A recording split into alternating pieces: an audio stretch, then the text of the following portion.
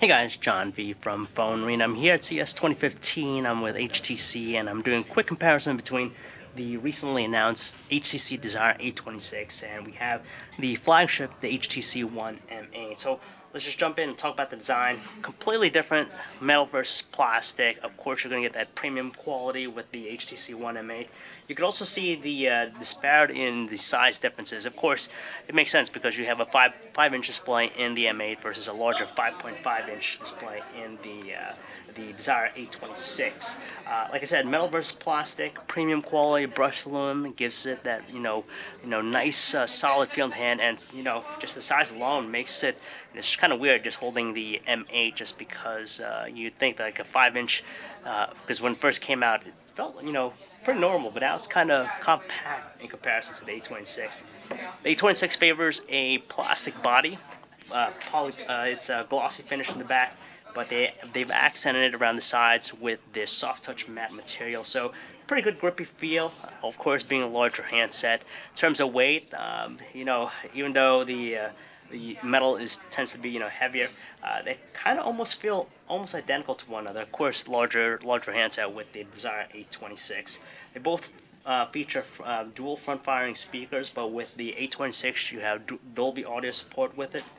You have also both have you have an ultra pixel camera, front-facing camera in the Desire 826 versus the wide-angle one in the M8.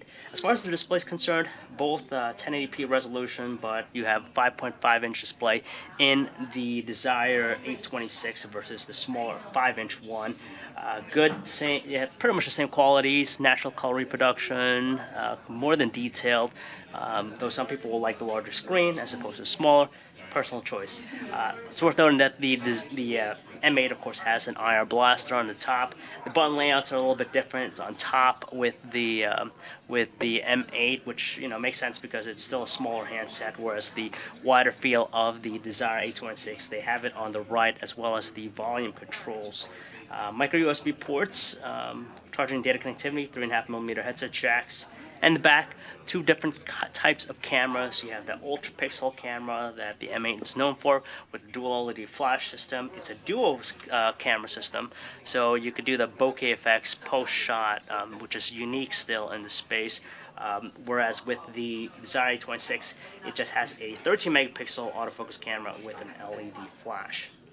The Desire 826 running the most up-to-date version of Android 5.0 Lollipop, so there are some advantages to that, but for the most part you still have the same HTC Sense skin running on top of it, so quite modern looking, very clean, simplistic.